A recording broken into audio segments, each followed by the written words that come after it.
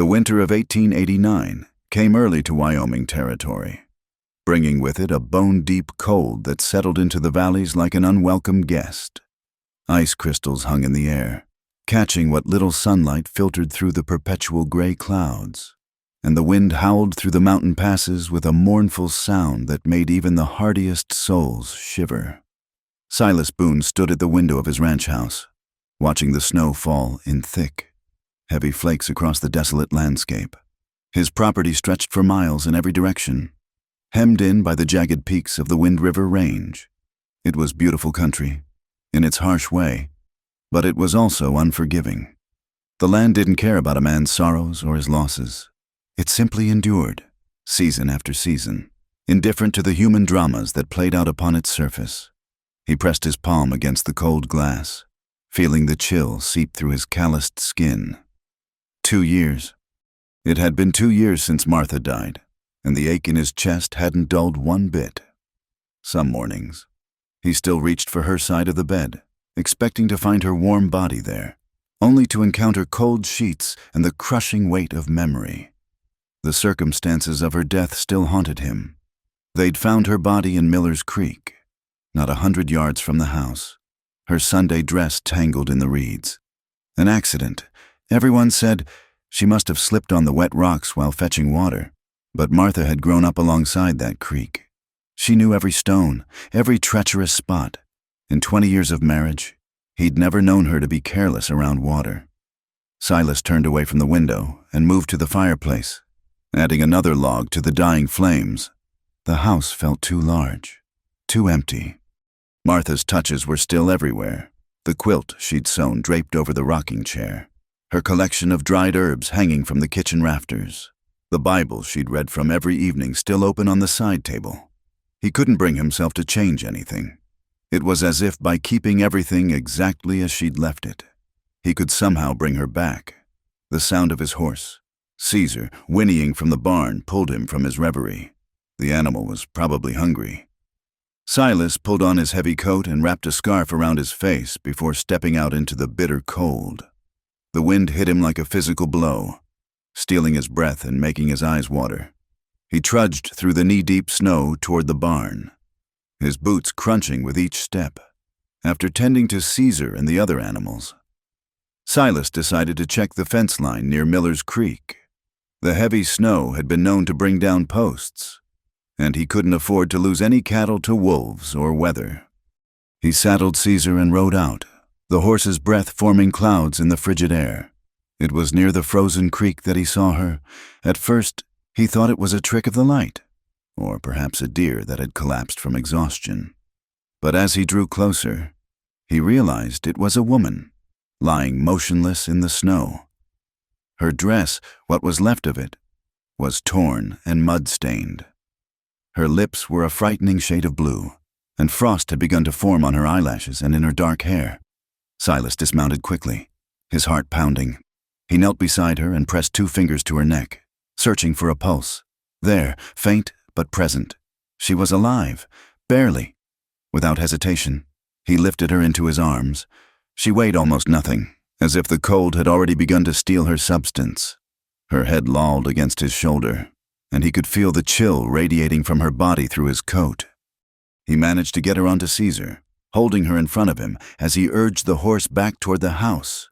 Once inside, Silas faced a dilemma. The warmest room was the bedroom, his and Martha's bedroom. He'd barely set foot in there since her death, sleeping instead on a cot in the main room. But this woman needed warmth, and quickly. Swallowing his reluctance, he carried her to the bed and laid her down gently. He built up the fire in the bedroom fireplace until it roared, filling the room with heat. Then he went to the kitchen and put water on to boil, adding ginger root and honey, Martha's remedy for chills. His hands moved automatically, following patterns learned from years of watching his wife tend to sick neighbors. The woman's wet clothes needed to come off, but propriety made him hesitate. In the end, practical necessity won. He removed her outer garments with clinical efficiency, averting his eyes as much as possible, and wrapped her in several thick blankets. Her skin was like ice beneath his fingers, as he waited for the ginger tea to steep. Silas studied her face in the firelight. She was younger than he'd first thought, perhaps 30, with sharp cheekbones and full lips. Even in her unconscious state, there was something striking about her. Not conventional beauty, exactly, but a quality that drew the eye. Her hands, he noticed, were rough with work. The hands of someone who knew hardship. She stirred slightly, a soft moan escaping her lips. Silas moved closer, watching as her eyelids fluttered.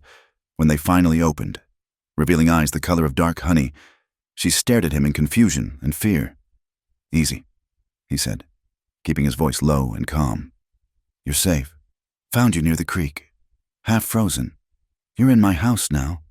She tried to sit up, then fell back with a gasp. Where am I?" "Boone Ranch, about 15 miles north of Willow Falls. Named Silas Boone." He offered her the cup of ginger tea. "Drink this. It'll help warm you up." She accepted the cup with trembling hands, taking small sips. Color began to return to her cheeks, though her eyes remained wary. "I'm Maura James." The name sparked something in Silas's memory.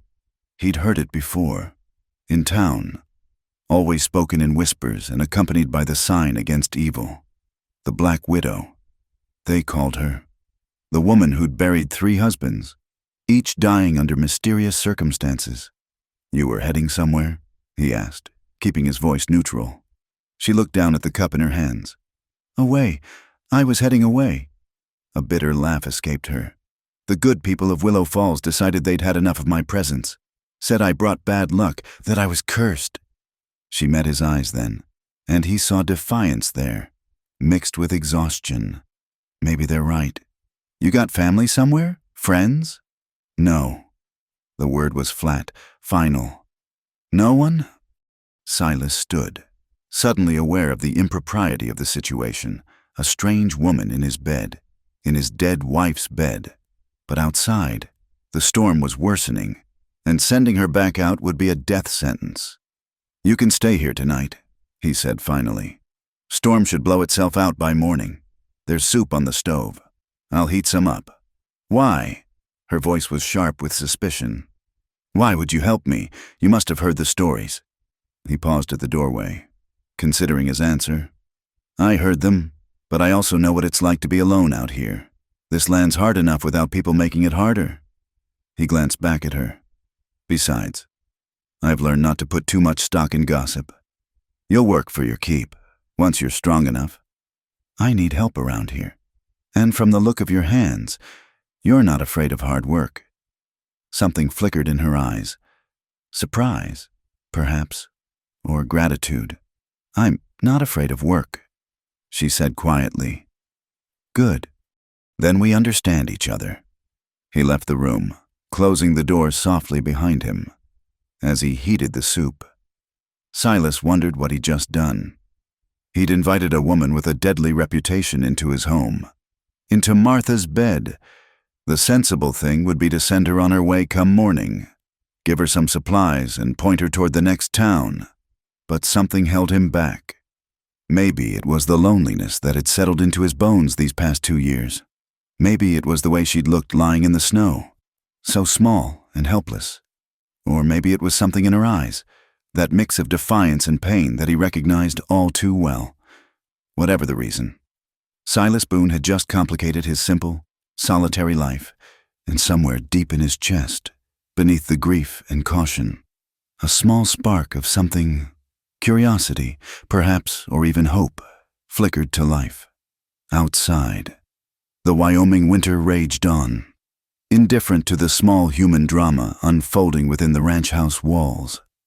But inside, warmed by fire and tentative possibility, 2 damaged souls had found unlikely shelter in each other's company.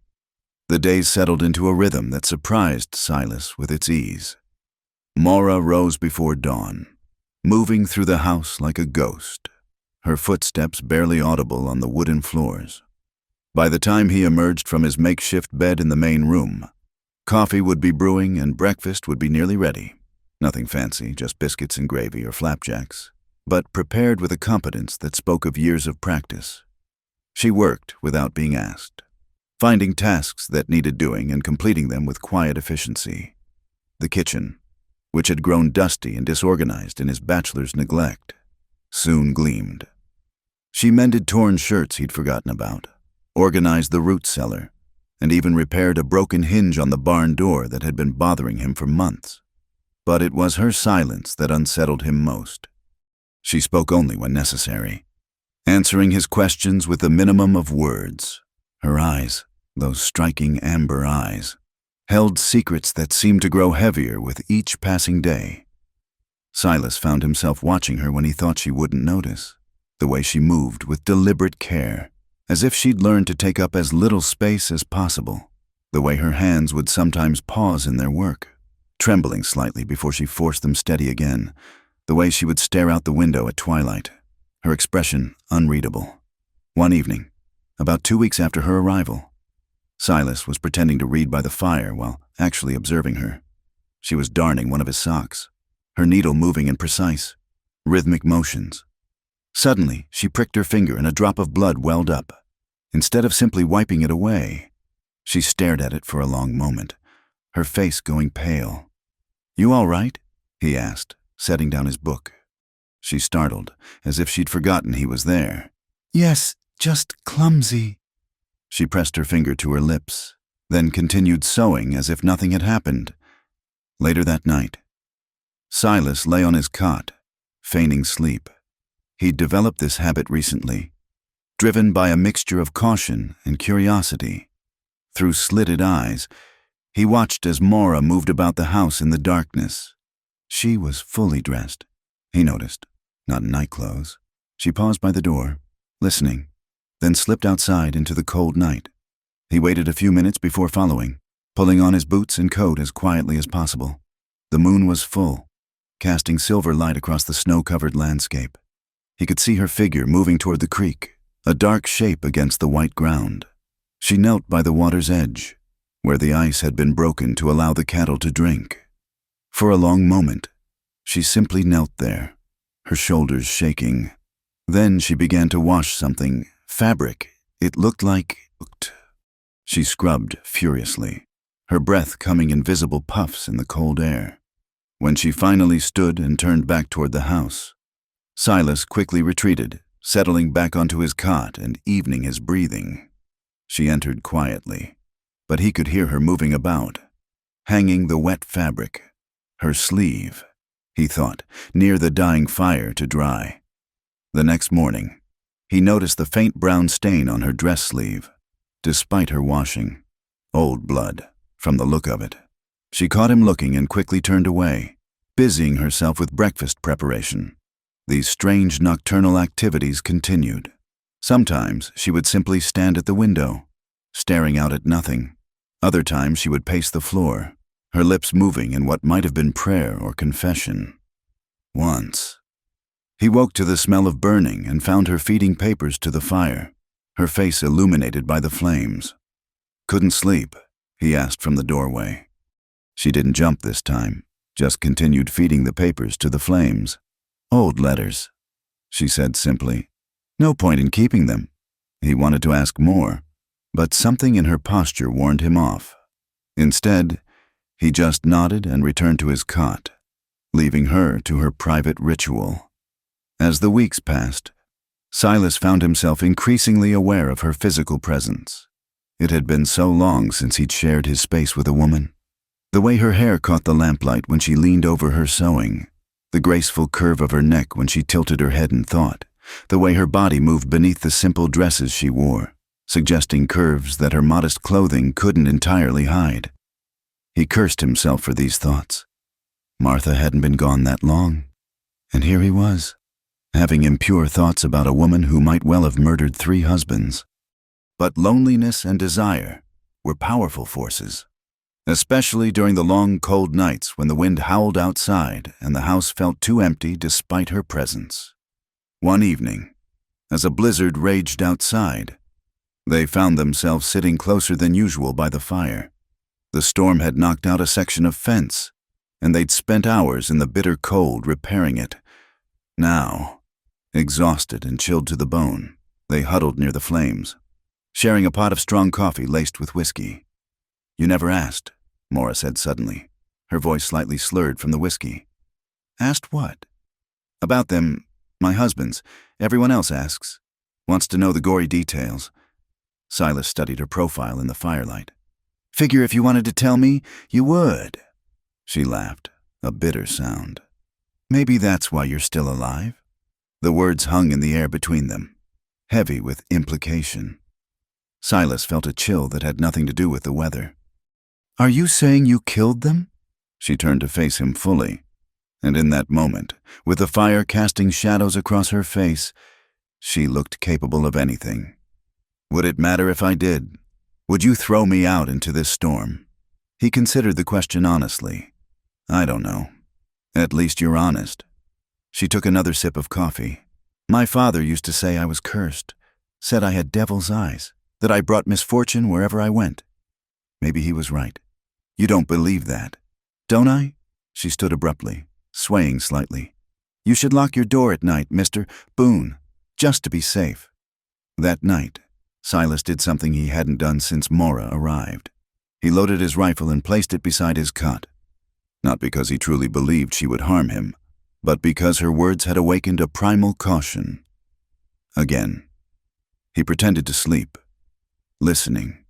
He heard her moving about her room, then silence. Just as he was beginning to drift off, he heard her door open. Soft footsteps approached his cot. He forced himself to remain still, to breathe evenly. She stood there for what felt like an eternity. He could smell her soap and something else, something wild and indefinable. Then she spoke, so quietly he almost missed it. "I can't let it happen again. I can't. Not with him. He's different." Then she was gone, retreating to her room. Silas lay awake for hours, parsing her words. Was she planning something? Or was she fighting against some compulsion, some pattern she couldn't break? The next morning, she avoided his eyes, moving about her duties with mechanical precision. The easy rhythm they'd established felt broken, replaced by a tension that made the air itself feel heavy. "Maura," he said finally, as she served his breakfast. "Don't."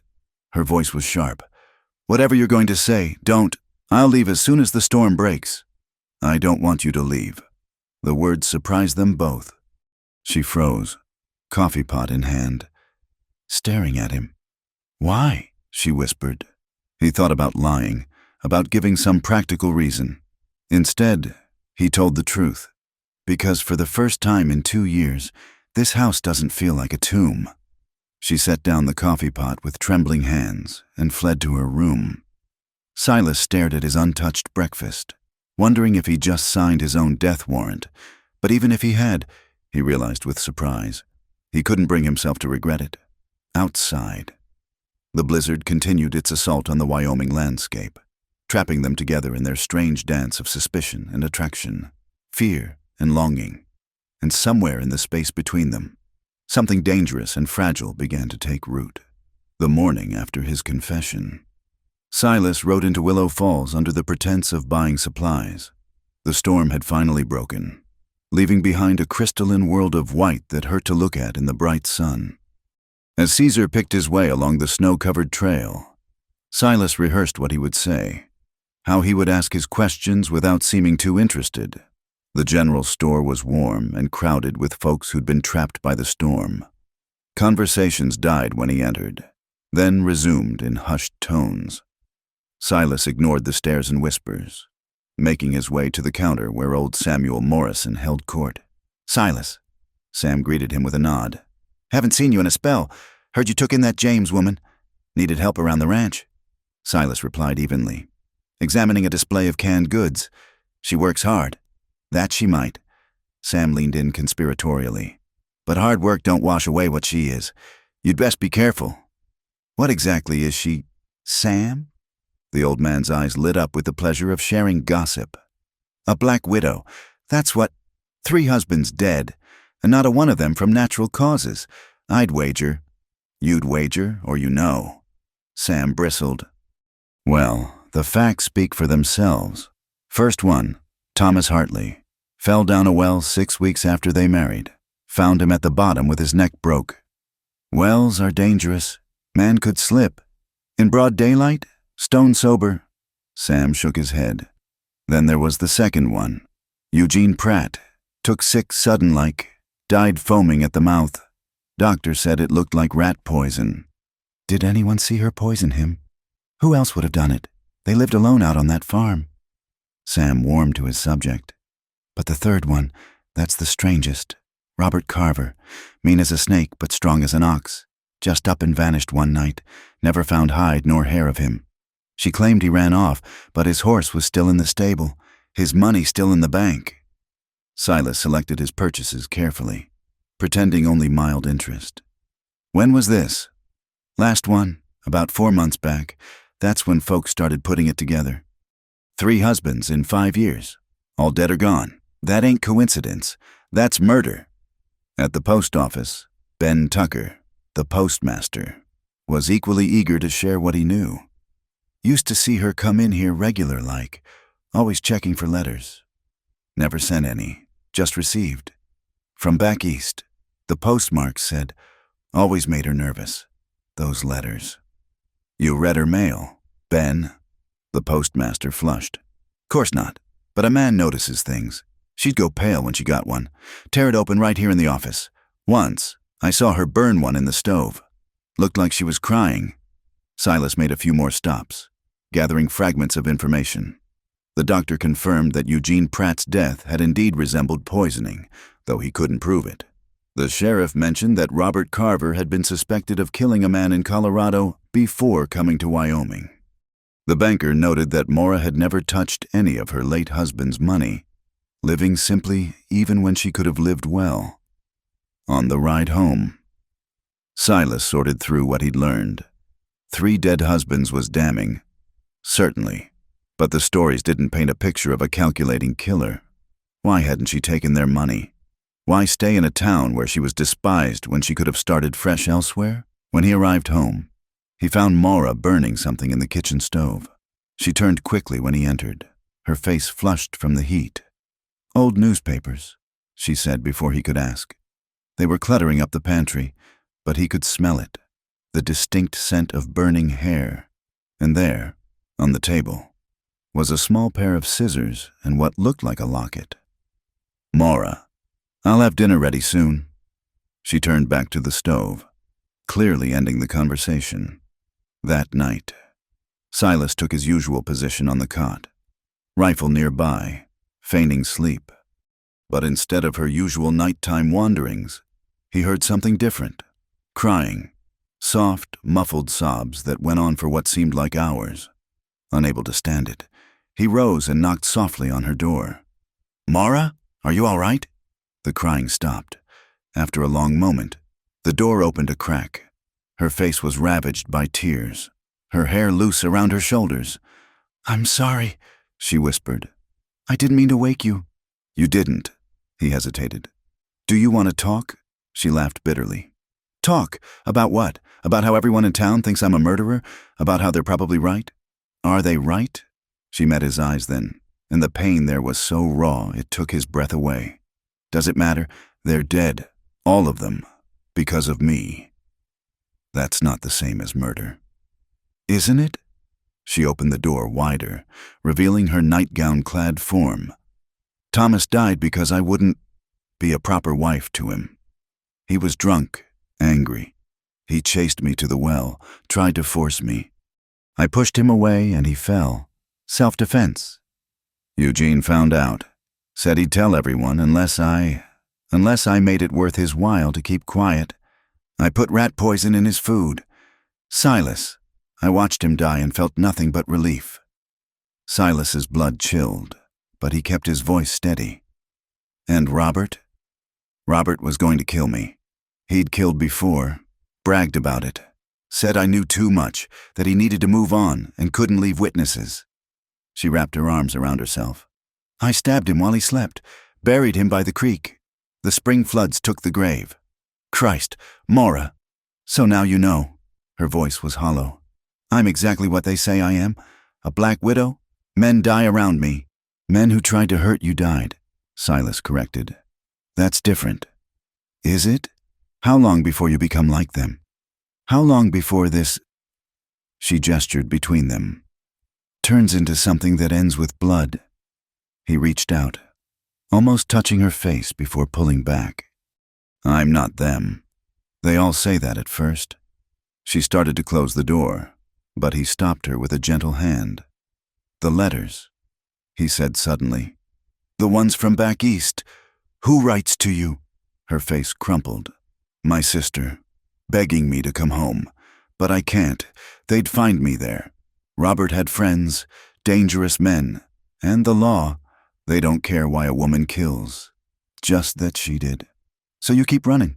I keep surviving. She looked up at him, those amber eyes swimming with tears. Until I came here. Now I don't know what I'm doing anymore. Before he could think better of it, Silas pulled her into his arms.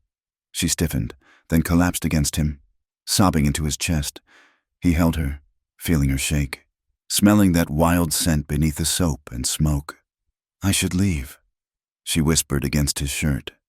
Before something happens to you too. Nothing's going to happen to me. You don't know that. You don't know what I'm capable of. He pulled back, looking down at her tear-stained face. I know you could have robbed me blind and disappeared weeks ago. I know you work harder than any hand I've ever hired. I know you make the best coffee I've ever tasted. And I know you're not the monster they painted you as. Silas, stay. Whatever happens, we'll face it. But stay. She searched his face for a long moment, then nodded slowly. He released her, stepping back, aware suddenly of the impropriety of holding her while she wore only a nightgown. Good night, Maura. Good night, Silas. But neither moved. They stood there in the doorway, the space between them charged with possibility and danger. Then, as if making a decision, she rose up on her toes and pressed her lips briefly to his cheek. Lock your door tonight, she whispered, then closed hers. Silas stood in the hallway for a long time, his hand pressed to where her lips had touched. Then he returned to his cot, but he didn't lock any doors, and he didn't touch the rifle. Let her come, he thought. Let her do whatever she felt compelled to do. At least he'd no longer be alone. But she didn't come, and in the morning, when he woke to the smell of coffee and bacon, it was to find her moving about the kitchen as usual, as if the night's confessions had never happened, except for the slight smile she gave him when their eyes met, and the way her hand lingered when she passed him his cup. The truth was out between them now, raw and dangerous, and somehow, that made everything both simpler and infinitely more complicated. The tension between them grew unbearable over the following week, thick as the mountain fog that rolled in each morning. They moved around each other with exaggerated care, hyper-aware of every accidental touch, every shared glance. The very air seemed to crackle when they were in the same room.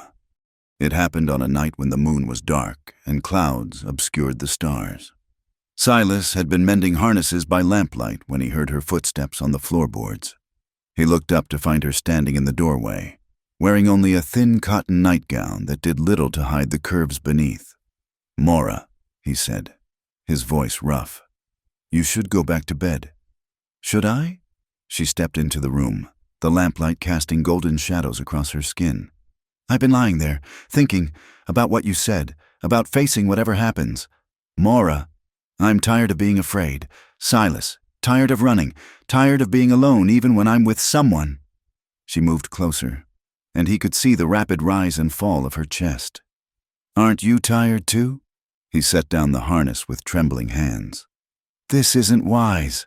When has wisdom ever brought either of us happiness?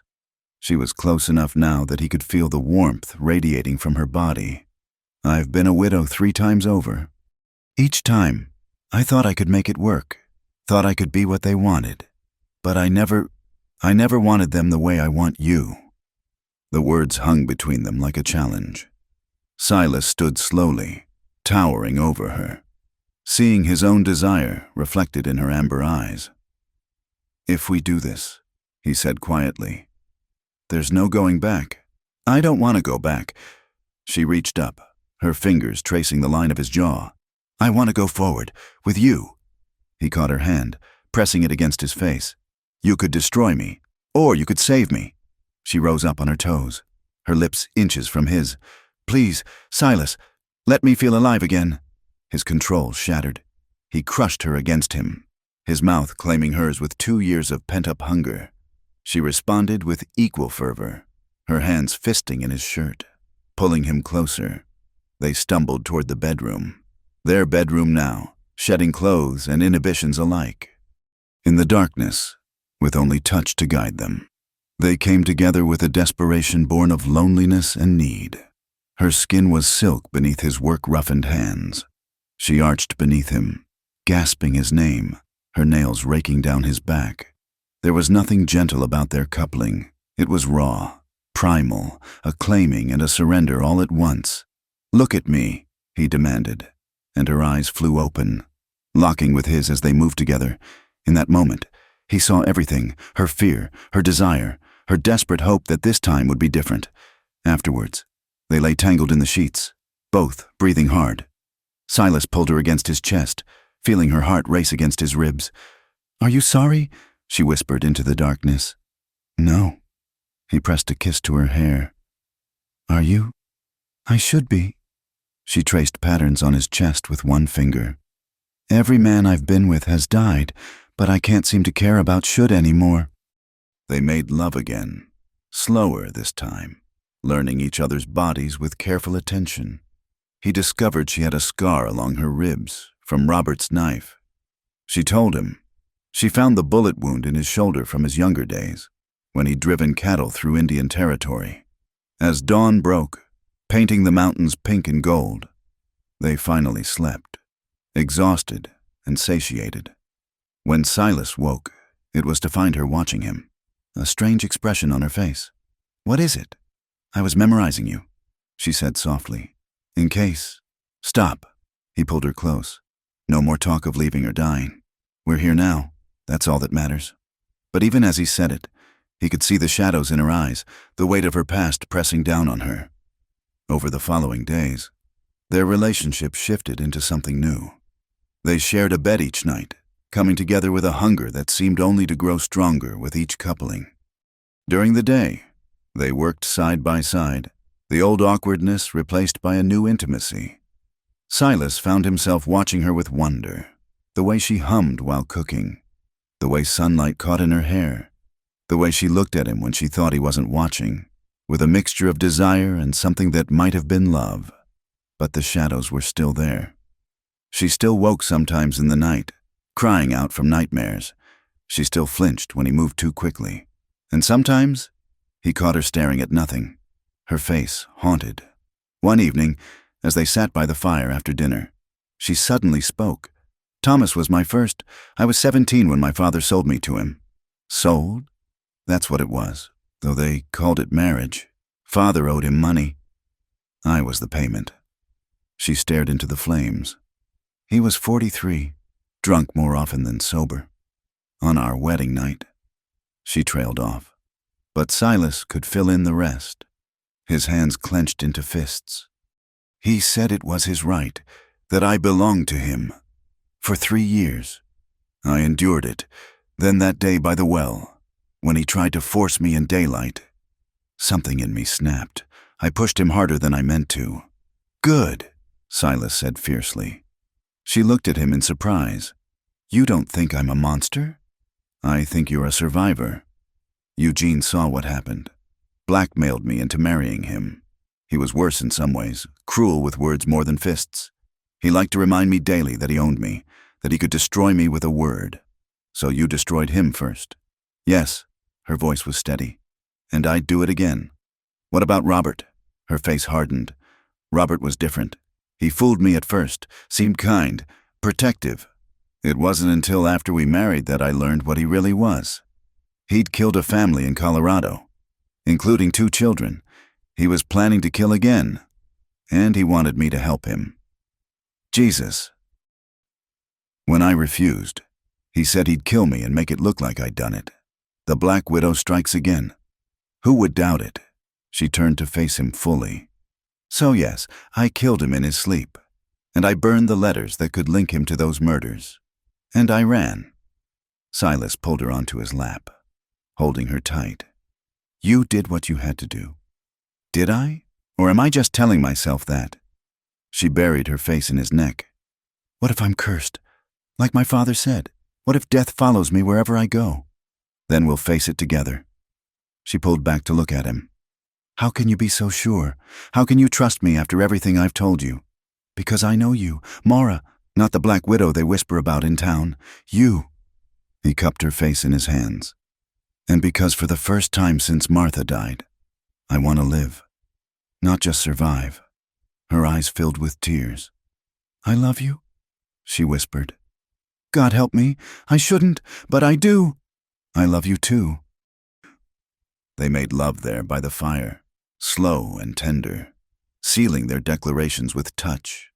But even as he held her, even as she cried out his name in pleasure, Silas couldn't shake the feeling that their happiness was built on borrowed time. Later, as she slept in his arms, he stared at the dying embers and made a promise to himself. Whatever came, whether from her past or their future, he would protect her. He'd failed Martha, hadn't been there when she needed him. He wouldn't fail Mora. But promises made in the dark have a way of being tested in the light. And the past, as they would both soon learn, had a way of refusing to stay buried. The late spring blizzard came without warning, trapping them in the barn just as they were finishing the evening feeding. The wind howled like a wounded animal, driving snow through every crack in the walls. They huddled together in an empty stall, sharing warmth and a horse blanket while the storm raged outside. We might be here all night, Silas said, pulling her closer against him. There are worse fates, Mora replied, but her voice carried a tremor that had nothing to do with cold. In the dim light filtering through the gaps in the walls, her face looked younger, more vulnerable. It was in moments like these that Silas could see past the hardened exterior to the frightened girl who'd been sold into marriage at 17. Tell me about before, he said softly. Before Thomas, when you were young. She was quiet for so long he thought she wouldn't answer. Then, quietly, we had a small farm in Ohio. Nothing grand, but it was ours. Mother died when I was 12, trying to birth what would have been my brother. Father was never the same after. I'm sorry. He started drinking, gambling, lost the farm piece by piece. When Thomas came collecting what was owed, Father looked at me and saw a way out. Her laugh was bitter. 17 years of raising me, and I was worth exactly $200 in gambling debts. Mora, the morning of my wedding, I tried to run, made it 3 miles before Father caught me. He dragged me back by my hair, told me I was selfish, that I owed the family this. She pulled the blanket tighter. I wore my mother's dress. It still smelled like her rose water. Silas stroked her hair, letting her talk. These were wounds that had festered too long in silence. Thomas wasn't evil, exactly, just broken. The drink had hollowed him out, left nothing but appetite and anger. He'd lost his first wife in childbirth, blamed himself. I think he hated me for being young, for being alive when she wasn't. That wasn't your fault. No, but I was there, and she wasn't. That was enough. She shifted, meeting his eyes. When I pushed him at the well, for just a moment, I felt free. Then I saw him at the bottom, his neck bent wrong, and I felt nothing. No guilt, no sorrow. Just relief. You were defending yourself. Was I? Or did some part of me want him dead? She searched his face. That's what haunts me. Silas, not that I killed them, but that I don't regret it. Regret is a luxury for people who had choices. You didn't. I had choices with Eugene. I could have run instead of poisoning him. Where would you have run? With what money? He would have destroyed your reputation, made sure no decent place would take you in. Like they take me in now? She gestured toward the town's direction. At least then I'd only be a fallen woman, not a murderess. You're not a murderess. I killed a man in his sleep. Silas. Robert was evil, yes, but he was asleep, defenseless. I stood over him with that knife and felt his blood warm on my hands, and I felt powerful. For the first time in my life, I wasn't the victim. The confession hung between them, raw and terrible. Outside, the wind screamed, but inside the barn, there was only the sound of their breathing and the restless movement of horses. "Are you afraid of me now?" she asked. Silas considered the question honestly. "No, I'm afraid for you. There's a difference. What if I'm broken? What if what they did to me turned me into something just as bad? You're not broken, scarred, maybe wounded, but not broken." He tilted her chin up. "And you're nothing like them. How can you be so sure?" "Because they took pleasure in others' pain. You took no pleasure in theirs, only in your freedom from it. That's not the same thing." She studied his face for a long moment, then pressed herself against him, burying her face in his chest. "Sometimes I dream I'm still trapped, that I never escaped, that this is all just a dying fantasy as Thomas chokes the life from me by that well. You're here. You're real. You're free. Am I? Or am I just between prisons?" She looked up at him. "What happens when the town decides they've had enough of the Black Widow living among them? What happens when someone comes looking for Robert's associates? What happens when—" He silenced her with a kiss, deep and desperate. When they broke apart, both were breathless. "What happens is we face it together, like we're facing this storm. I could get you killed. You understand that, don't you? My past, everyone has a past, even me." He hesitated, then continued. "Martha didn't slip and fall into that creek. She walked in, deliberately." Maura went still. "What?" She'd been melancholy for months, lost 3 babies, each one taking more of her spirit. The doctor said she couldn't try again, that it would kill her. She couldn't bear it. The emptiness, the failure. She called it, oh, Silas. I found the note after, hidden in her Bible. She begged my forgiveness. Said she couldn't face another day of disappointment. Said she was taking the coward's way, but couldn't find the strength for anything else. Why didn't you tell anyone? Because she deserved better than to be remembered as a suicide. Because the church wouldn't have let her be buried in consecrated ground. Because I blamed myself. If I'd been a better husband. If I'd seen the signs. Stop. Maura pressed her fingers to his lips. That wasn't your fault any more than Thomas was mine. I know that here. He touched his head. But not here. He placed his hand over his heart. Is that why you took me in? Guilt? At first, maybe, I saw you in the snow and thought I couldn't lose another one. Couldn't fail again. He cupped her face. But then I got to know you. The real you, not the stories. And I realized I wasn't trying to save Martha. I was falling in love with Maura. Tears spilled down her cheeks. We're quite a pair, aren't we? The suicide's husband and the Black Widow. We're survivors, he corrected. Both of us, and maybe that's enough. The storm began to ease as they talked, sharing stories of their ghosts. She told him about the baby she'd lost with Thomas, how she'd been almost grateful because she couldn't bear the thought of bringing a child into that hell. He told her about finding Martha in the creek, how he'd pulled her out and tried to breathe life back into her long after he knew it was too late.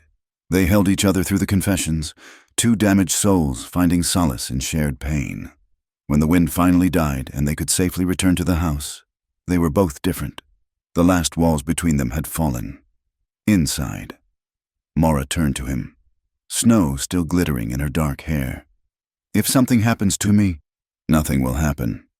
Listen, if something happens, promise me you won't blame yourself. Promise me you'll remember that you gave me the only real happiness I've ever known. Maura, promise me. He saw the fear in her eyes, the certainty that happiness was temporary, that payment always came due. I promise, but nothing's going to happen. She smiled sadly. From your lips to God's ears. That night, they made love with a tenderness born of complete understanding. No secrets remained between them, no shadows unexplored. In the darkness, they were simply Silas and Maura, 2 people who had found each other against all odds. But even as they lay entwined, even as whispered promises filled the space between heartbeats. Neither could quite shake the feeling that their past was closing in, that the debts they'd thought paid might still come due. The storm had passed, but another was coming. They both felt it in their bones, the way animals sense earthquakes. All they could do was hold tighter and hope their love was strong enough to weather whatever came next. The stranger arrived on a Tuesday afternoon, riding a bay mare that had seen better days. Silas was repairing a fence post when he spotted the rider approaching, and something in the man's posture, a coiled readiness, like a snake before striking, made him straighten and rest his hand on the pistol at his hip. The man was perhaps 40, with coal-black hair and a thin mustache that didn't quite hide the cruel twist of his mouth. His clothes were trail-worn but of good quality, and he rode with the easy grace of someone who'd spent more time in the saddle than out of it. "Afternoon," the stranger called out, stopping just outside comfortable shooting distance. "Smart. This the Boone Ranch?" "It is. Something I can help you with?" The man smiled, and it was like watching ice crack. "Looking for my cousin. Heard she might be working in these parts. Goes by Mora." Silas kept his expression neutral, though his pulse quickened. "Don't know anyone by that name." "No, pretty woman, dark hair, amber eyes, real distinctive." The stranger leaned forward in his saddle. "See, we had some family business to settle, and she left before we could conclude it. That wasn't very considerate of her. Like I said, don't know her." The man's eyes flicked toward the house, where smoke rose from the chimney. "Mind if I water my horse? Long ride from Denver." Denver, where Robert had killed that family. Silas felt cold sweat gather between his shoulder blades. "There's a stream about a mile south. Good water there. Inhospitable country out here," the man observed. "Man could get lost, disappear. Happens all the time. I hear. It does." They stared at each other for a long moment, two predators sizing each other up. Then the stranger touched his hat brim. "I'll be in town for a few days.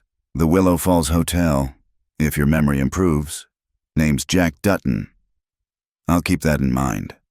Dutton turned his horse but paused. "Oh, and Mr.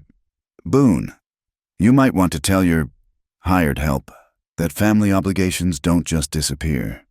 They have a way of catching up." He rode off without waiting for a response. Silas watched until he was out of sight, then headed for the house, his mind racing. He found Mora kneading bread, flour dusting her arms. She looked up with a smile that died when she saw his expression. "What is it?" "Man came by, Jack Dutton. Said he was your cousin." The rolling pin clattered from her hands. Her face went white as the flour covering the table. No, he's dead. Robert said he was dead." "Robert lied." She sank into a chair, trembling. "He's not my cousin. He was Robert's partner. They worked together. Those murders in Denver, the family. Jack was there. He did the children while Robert—" Silas knelt beside her, taking her flour-covered hands. "He's staying at the hotel in town. Said you had unfinished family business. He wants his share. Robert was supposed to have money hidden from their previous work. When I killed Robert, Jack must have thought I took it." She laughed bitterly. "I burned everything of Robert's. Papers, clothes, everything. If there was a map or account numbers, they're ashes now. Will he believe that? No. Jack Dutton doesn't believe anything except force and fear." She gripped his hands. "You have to let me go. Tonight, I'll lead him away." "Stop." Silas stood, pulling her up with him. "We've been through this. You're not running anymore. You don't understand. He's worse than Robert ever was. Robert at least pretended to have reasons. Jack enjoys the killing, and he'll kill you just for standing between him and what he wants. Let him try. Silas, please." He silenced her with a kiss. "Go pack what money we have. Load the ammunition. If he wants a fight, we'll give him one." That night, Silas barely slept. He'd moved Mora to the root cellar with blankets, food, and his rifle, despite her protests. He kept watch from the window, his pistol loaded and ready, but the night passed quietly, with only the usual sounds of wind and wildlife. Come morning, he convinced Maura to stay hidden while he rode to town. He needed to gauge Dutton's intentions, maybe find a way to end this without bloodshed. The Willow Falls Hotel sat on Main Street, a 2-story building that had seen better days. Silas found Dutton in the dining room, eating breakfast as casually as if he hadn't threatened murder the day before. "Mr. Boone, your memory improve overnight?" Silas sat across from him, uninvited. "What do you want?" "Direct. I appreciate that." Dutton set down his fork. "Your woman, and we both know she's there, has something that belongs to me. $20,000 in bearer bonds that Robert was holding. I want them back." "She doesn't have any bonds." "Then she knows where they are." "She burned everything of Robert's." Dutton's face darkened. "That would be unfortunate. See, I'm owed that money. Robert and I had an agreement. Blood was spilled for those bonds. Innocent blood. No such thing as innocent in this world. Mr. Boone, just the quick and the dead." Dutton leaned back. "But I'm a reasonable man. If the bonds are truly gone, then the debt transfers. Your woman owes me $20,000. How she pays it." He shrugged. "Well, there are always options. Get out of town, today. Don't come back. Or what, you'll kill me? In broad daylight, with witnesses?" Dutton smiled. "You're not a killer. Boone, I can smell it on you. You're a rancher, a civilized man. You believe in law and order and right and wrong. Me, I gave up on those fairy tales a long time ago. Maybe I'm not a killer, but she is. You know that better than anyone." Something flickered in Dutton's eyes. "Robert underestimated her. I won't make the same mistake. Then you know to stay away. On the contrary, it makes her more interesting." Dutton stood, tossing money on the table. 3 days. "Boone, have my money in 3 days, or I'll take payment another way. And if she runs, I'll burn your ranch to the ground and salt the earth. Then I'll find her anyway."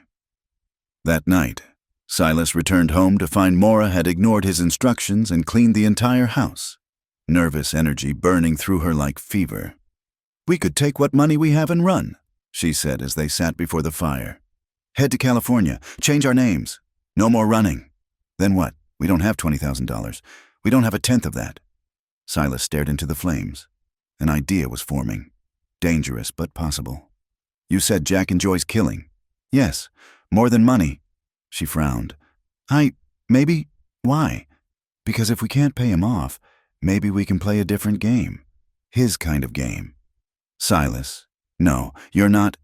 I'm not going to let him take you, and I'm not going to spend the rest of our lives looking over our shoulders."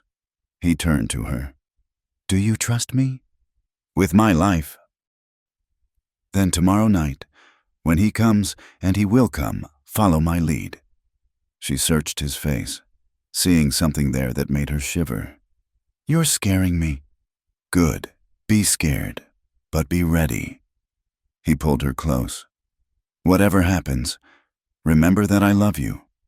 Don't say it like that, like you're saying goodbye." But he didn't answer, just held her tighter as the fire burned low. Outside, a wolf howled in the distance, and somehow they both knew it was an omen. The reckoning was coming, and only blood would settle the debt. In the darkness of the root cellar, Maura clutched the rifle and prayed, not for forgiveness for her past sins, but for strength for whatever sins tomorrow might require. She'd brought death to this place, to this good man who loved her. Now she had to find a way to make sure death didn't take him too. The night Dutton came. The moon was hidden behind thick clouds, casting the ranch in darkness so complete it seemed solid. Silas had extinguished all the lamps, leaving only the faint glow of embers in the fireplace. He sat in his chair, appearing to doze, while Maura lay in their bed, feigning sleep. They'd rehearsed this scene, but knowing Dutton was coming didn't make the wait easier. Every creak of the house, every whisper of wind made Silas's muscles tense. Beside him on the small table sat a bottle of whiskey and 2 glasses, props for the performance to come. The door opened without a knock. Dutton entered like smoke, barely disturbing the air. He'd removed his spurs, and his footsteps were nearly silent on the wooden floor. In his hand, moonlight glinted off steel. A long, wicked blade. "Evening, Boone," Dutton said softly. "Thought we should have that talk about payment." Silas stirred, blinking as if just waking. "Dutton, bit late for social calls. Best conversations happen after dark." Dutton moved closer, the knife held loose and ready. "Where is she?" "Sleeping."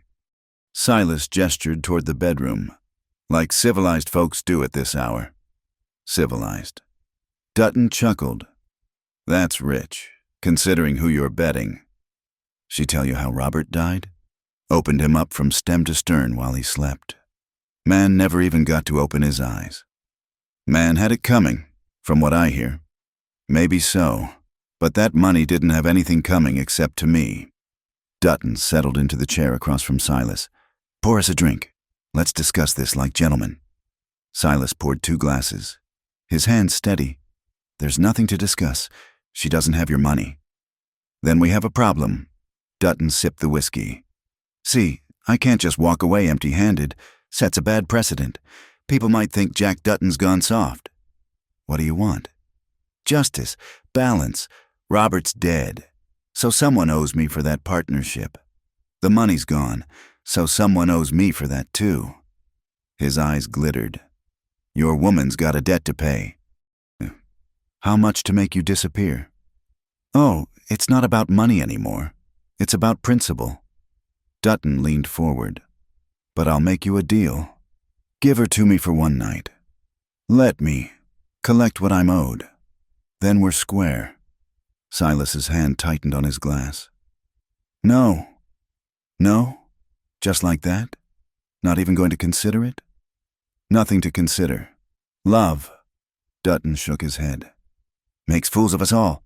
Robert loved her too, in his way. Look where it got him." From the bedroom came a soft sound, sheets rustling. Dutton's head turned. "Predator, quick." "She's awake," he murmured. "Listening. Good. Mora, darling, why don't you join us? We're discussing your future." Mora appeared in the doorway, wrapped in a robe, her hair loose around her shoulders. Even in the dim light, Silas could see her trembling. "Jack," she said quietly, "I hoped you were dead." "Disappointed. I'm hurt." Dutton stood, the knife spinning lazily in his hand. "You look good, Mora. Ranch life agrees with you. Robert always said you were wasted on town living. What do you want?" "What's mine? But your man here says you don't have it. I burned everything." She moved into the room, positioning herself between Dutton and Silas. "The bonds, the maps, all of it. I wanted nothing of Robert's evil touching my life. $20,000. You burned $20,000. I burned evidence of murdered families, children. Jack, you killed children. Cost of doing business." Dutton shrugged. "But that doesn't solve our current problem." Silas stood slowly. "There might be another way." Both Mora and Dutton looked at him. "You like games?" "Dutton. Robert mentioned it once, in town. Said you'd bet on anything." Interest flickered in the killer's eyes. "Go on. One hand of cards. Winner take all. I win. You leave and never come back. You win." Silas swallowed hard. "You get her. And the ranch." "Silas, no!" Mora grabbed his arm. "Quiet," he said, not looking at her. "This is between men now." Dutton laughed, delighted. "Now this is more like it. What stakes, though? Your life against mine? If you want." "Oh, I like this. I really do." Dutton sheathed his knife. "But let's make it interesting. We play until someone's dead. Could be quick, could take all night. Every hand, the loser takes a drink. Special drink." He produced a small bottle from his coat. "Laudanum. Enough to make things interesting, eventually. Enough to make things permanent. What do you say? Rancher, want to gamble for your woman?" Silas looked at Mora. Her eyes were wide with terror, but she gave an almost imperceptible nod. "Trust me." He'd asked. She was trusting. "Deal the cards," Silas said. They sat at the table, Dutton producing a worn deck from another pocket. "Lady's choice. She can watch or wait in the bedroom. But if she interferes," he touched his knife, Game ends badly for everyone. I'll watch, Mora said, her voice steady now. Dutton dealt the first hand. 5-card draw. Nothing wild except the stakes. They played in tense silence. The only sounds, the flip of cards and crackle of dying embers. Silas lost the first hand. Drink up, Dutton said cheerfully. Silas poured a measure of laudanum into his whiskey and downed it. The bitter taste made him grimace. The second hand went to Silas. Dutton drank without hesitation, seemingly enjoying the poison. Back and forth they went, trading victories and defeats. The laudanum began its work-blurred vision. Trembling hands, cold sweat. Mora stood behind Silas, her fingers digging into his shoulders. Getting tired, rancher? Dutton asked, though his own words were beginning to slur. Ready to fold? Just deal? By the 10th hand, both men were swaying. The table seemed to tilt and spin. Silas could barely make out his cards. 2 pair, Dutton announced. Laying down his hand, Silas stared at his cards, trying to focus. 3 sevens swam before his eyes. 3 of a kind. Dutton cursed and took another drink. This time, his hand shook badly, spilling some on the table. You're tougher than you look, Dutton mumbled. But this ends now. He dealt again, but his coordination was failing. Cards scattered across the table. As he leaned forward to gather them, Silas saw what he'd been waiting for. Dutton's hand moving toward his knife. Mora, Silas said quietly. Now. She moved like lightning. The kitchen knife she'd concealed in her robe flashed out, pinning Dutton's hand to the table. He screamed, reaching for his gun with his free hand. Silas lunged across the table, knocking Dutton backward. They crashed to the floor, grappling weakly. Both men poisoned and clumsy. Dutton managed to pull his knife, slashing wildly. Silas felt the blade catch his ribs, hot pain flaring. Then Mora was there, Silas's rifle in her hands. The shot was deafening in the small room. Dutton jerked once and went still, a spreading red stain on his chest. Silence fell, broken only by their ragged breathing. The laudanum? Mora gasped, dropping the rifle. How much did you drink? Too much. Silas tried to stand and failed. But so did he, calculated the doses, figured I could outlast him. You fool! You beautiful fool! She helped him to a chair, then ran for the kitchen, returning with salt water. Drink, all of it. We need to get that poison out. What followed was miserable, retching and shaking as his body expelled the laudanum. Mora held him through it, cleaning him up, binding the knife wound on his ribs. When dawn finally came, they were both exhausted but alive. Dutton's body lay where it had fallen, already stiffening. We need to bury him, Silas said hoarsely. No. Mora's voice was steel. We take him to town. Tell the sheriff the truth. He broke in, threatened us. Self-defense. They won't believe. They will. Because I'm done hiding, done running, done being ashamed. She cupped his face. You risked everything for me, nearly died for me. The least I can do is stand in the light.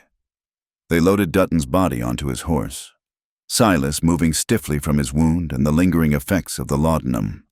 The ride to town seemed endless, but Mora kept her head high.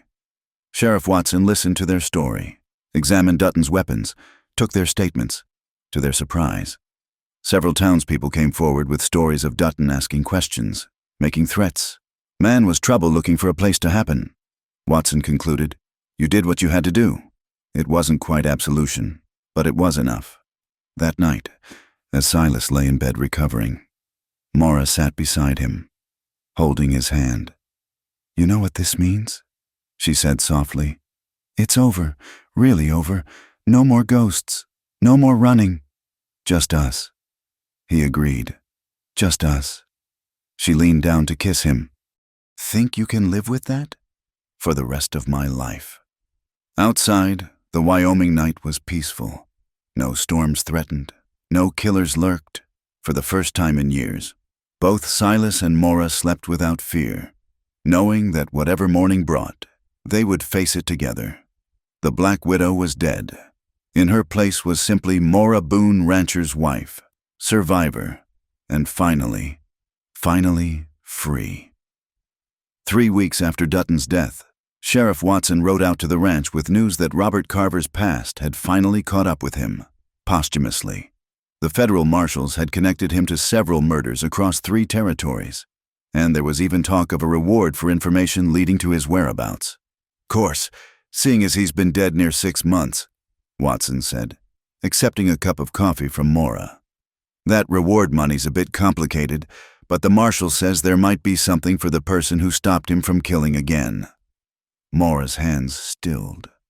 "I don't want blood money. Wouldn't be blood money," Watson countered. "Be justice money. Difference matters." After he left, Silas found Mora standing by the creek, at the very spot where he'd discovered her that winter day. The spring melt had swollen the water, turning it from a gentle stream to a rushing torrent. "Funny how water keeps bringing us together," she said without turning. He wrapped his arms around her from behind. "What are you thinking?" "That I spent so many years believing I was cursed, that death followed me." She leaned back against him. "But maybe I was looking at it wrong. Maybe I was meant to stop those men from hurting anyone else. Maybe you were meant to find your way here." She turned in his arms. "Silas Boone, are you going soft on me?" "Been soft on you since the day I carried you through that door." Their kiss was interrupted by the sound of wagons. 3 families from town were approaching, led by Reverend Mills and his wife, Sarah. "Hope we're not intruding," the Reverend called out, but Sarah insisted we come calling, said it was long overdue. Sarah Mills, a formidable woman who ran the church's charitable works, climbed down from the wagon with a covered basket. "Mora, dear, I've been meaning to welcome you properly to the community. The past is past. I always say, what matters is the here and now." Other women followed, bringing food and conversation. For the first time since arriving in Wyoming, Mora found herself included in the casual fellowship of frontier women. They spoke of recipes and remedies, of children and challenges, carefully avoiding any mention of her history. As the afternoon wore on, young Timothy Harper, the orphan boy who lived by Miller's Creek, shyly approached Mora. "Ma'am, my ma used to make these flowers from cloth, for decorating and such. Could you show me how? I'd like to put some on her grave." Mora's eyes misted. "Of course. Timothy, come sit with me." Watching her gentle patience with the boy, seeing her smile as the church women included her in their gossip, Silas felt something ease in his chest. This was what healing looked like. Not grand gestures, but small moments of acceptance and belonging. That evening, as their visitors departed, Reverend Mills pulled Silas aside. "I know you two have been living as man and wife. Might be time to make it official in the eyes of God and law." Silas glanced at Mora, who was helping Timothy into the Harper wagon. "Might be at that." The wedding took place 2 weeks later, on a brilliant May morning when the wildflowers painted the meadows in purple and gold. It was a simple affair. Just the Reverend, Sarah Mills as witness, and Timothy as ring-bearer. Mora wore Martha's wedding dress, which she'd altered with Silas's blessing. "Seems right," he'd said when she'd asked. Martha would have wanted the dress to see happiness again. As they stood before the Reverend, Silas in his best suit and Mora radiant despite her simple attire, the words of the ceremony took on deeper meaning. Love, honor, cherish. They'd already proven these through trial by fire, in sickness and health. They'd nursed each other through poison and blade. Until death, they'd faced it down together. "I now pronounce you man and wife." Reverend Mills declared, "What God has joined, let no man put asunder." Their kiss was brief but fierce. A claiming and a promise rolled into one. Timothy cheered, making them laugh. The summer that followed was the happiest of Silas's life. The ranch prospered. The cattle grew fat on sweet grass, and Mora transformed their house into a true home. She planted a garden, hung curtains, and filled the rooms with the scent of fresh bread and wildflowers. But it was the small changes that meant the most.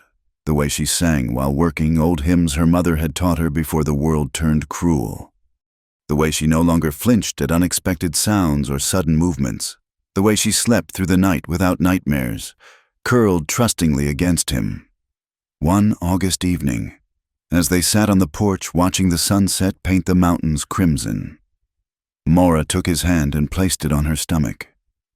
"I have something to tell you," she said softly. Silas's breath caught. "Are you?" "The doctor confirmed it yesterday. Come spring, there'll be 3 of us." He pulled her close, joy and fear warring in his chest. "Are you happy?" "Terrified," she admitted. "But yes, happy. This child will know only love. Silas, no violence, no fear, just love, just love," he agreed, pressing a kiss to her hair. Fall arrived with its golden aspens and crisp air. The harvest was good, the cellar full. They'd received word that a small sum had indeed been paid out for information about Robert Carver, not a fortune, but enough to secure their future and set aside for the baby. Sometimes, standing at the window watching Maura work in her garden, Silas thought about the strange path that had brought them together. 2 broken souls, carrying the weight of loss and guilt, who'd somehow found redemption in each other's arms. The townspeople had fully accepted them now. The legend of the Black Widow had faded, replaced by the reality of Mrs. Boone, who helped with church socials and taught Timothy Harper to read and write. Even crusty Sam Morrison at the general store had been won over when Maura nursed his wife through a difficult illness. On winter nights, when the wind howled outside and snow piled against the windows, they no longer thought of that first terrible winter. Instead, they planned for the future, names for the baby, improvements to the house, dreams of a larger family. "Do you ever miss it?" Maura asked one night. "The solitude, before I came and complicated everything. Every man needs complications." Silas replied. "Otherwise, he's not living, just existing." She smiled, that secret smile that still made his heart race. "I love you, Silas Boone, and I love you, Maura Boone." No more needed to be said. Outside, the Wyoming winter raged on, but inside their home, there was warmth and light, and the promise of spring. The past was buried deeper than any body, and the future stretched before them bright with possibility. In the end, love had conquered all, not easily, not without scars, but completely. The rancher who'd pretended to sleep had awakened to life. The Black Widow had shed her poisonous past. Together, they'd written a new story on the harsh canvas of the frontier, proving that even in the wildest places, redemption could bloom like wildflowers after rain. As Silas held his wife close, feeling the new life growing within her, he offered up a prayer of gratitude, for second chances, for courage in the face of fear, for the mysterious ways that broken hearts could heal each other, and most of all, for that cold winter day when he'd found not just a half-frozen woman by the creek, but his salvation and his future. Wrapped in tattered clothes and desperate hope, the past was done, the future beckoned, and in the present, 2 souls who'd walked through darkness had finally, truly, found their way home. Thank you for listening to this tale from the Wild West. Where are you enjoying this story from? Share your location in the comments below so we can connect with fellow listeners around the world.